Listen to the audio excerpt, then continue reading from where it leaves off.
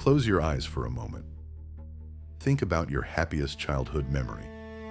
Perhaps it's your first bicycle, a birthday party, your grandmother's smile, a summer afternoon that still feels perfectly real. Now imagine something disturbing. What if that memory never happened the way you remember it?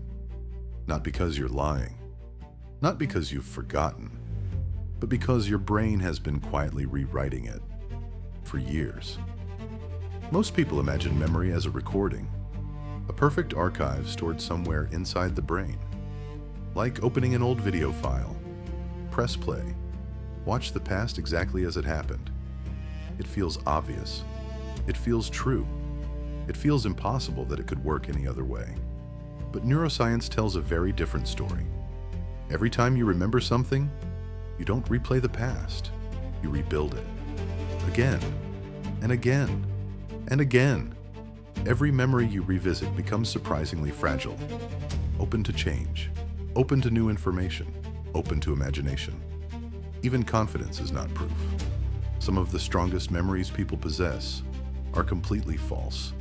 People have remembered crimes that never happened, childhood events that never existed, conversations nobody ever had, entire moments created by the brain itself, which raises an unsettling question.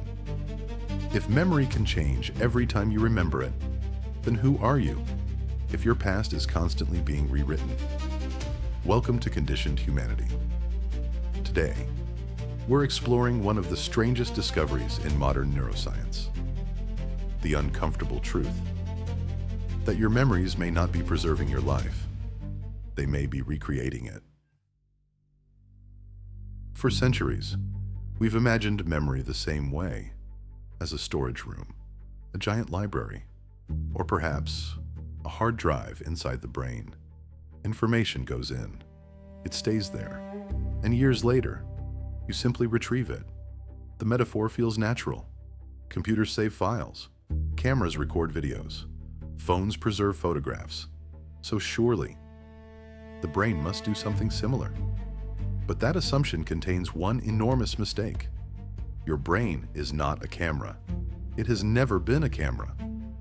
When a camera records a birthday party, every frame remains exactly the same.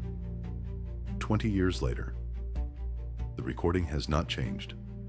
The people are in the same places. The words are identical. The colors never shift. The recording waits patiently.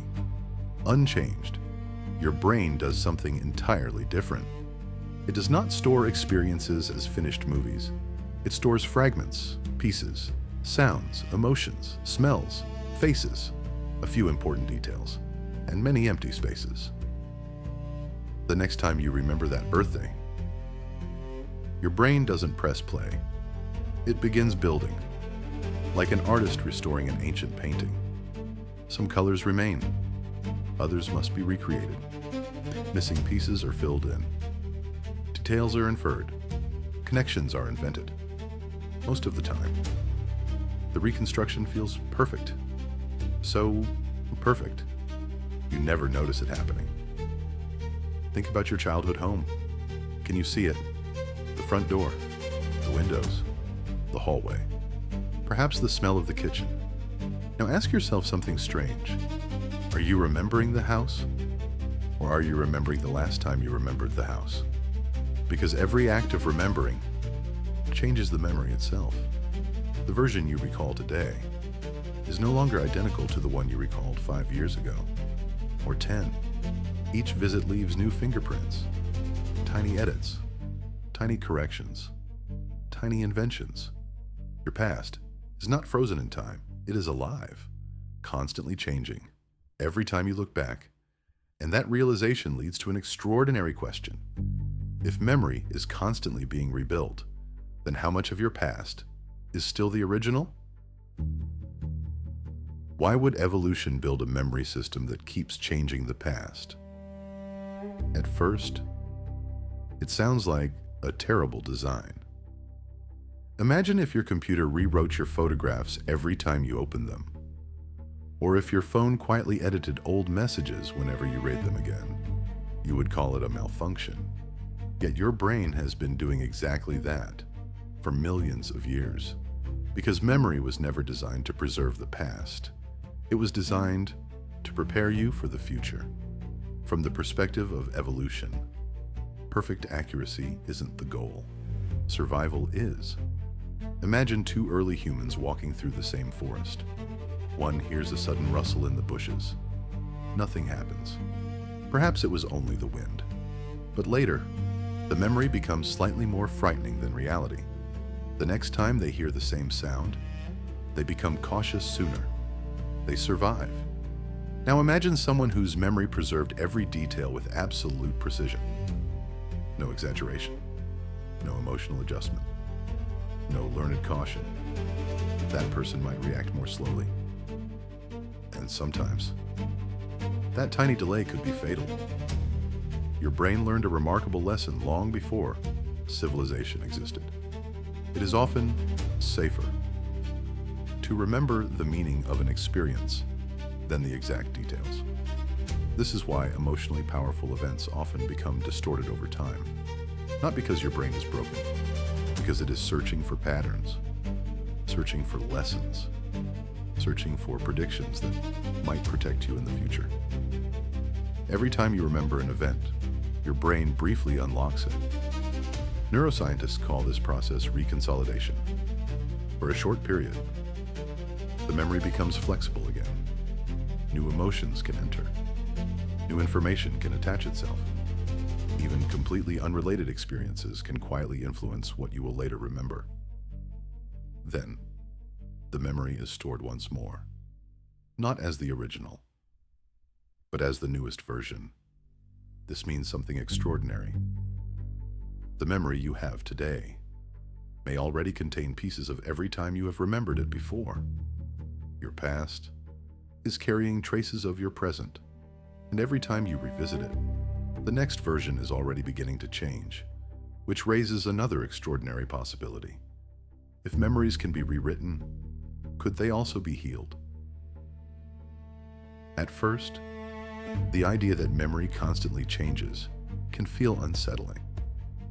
If your past is never completely fixed, what can you truly trust?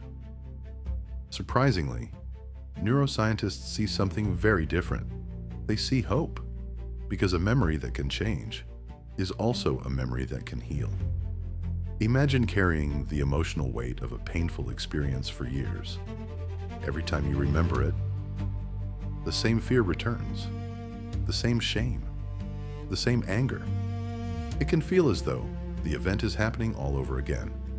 But modern neuroscience has revealed something remarkable. Whenever a memory is recalled, it briefly becomes flexible. Not erased, not replaced, but open. Open to new meaning. Open to new emotional context. Open to becoming part of a different story. This is why therapy can work.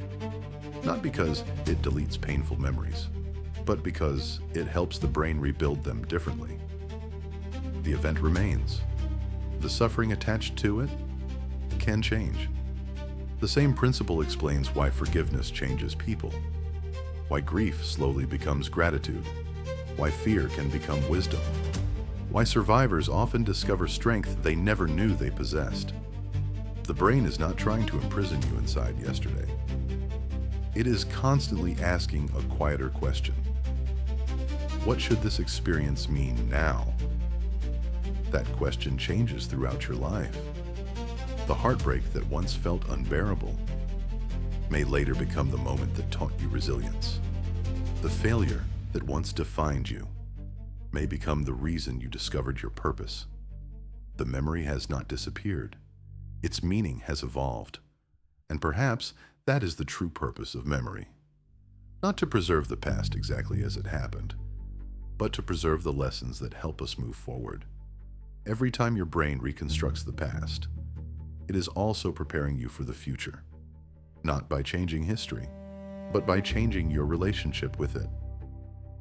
Perhaps this is why human beings possess something extraordinary, the ability to become someone their younger self could never have imagined. Because healing is not forgetting.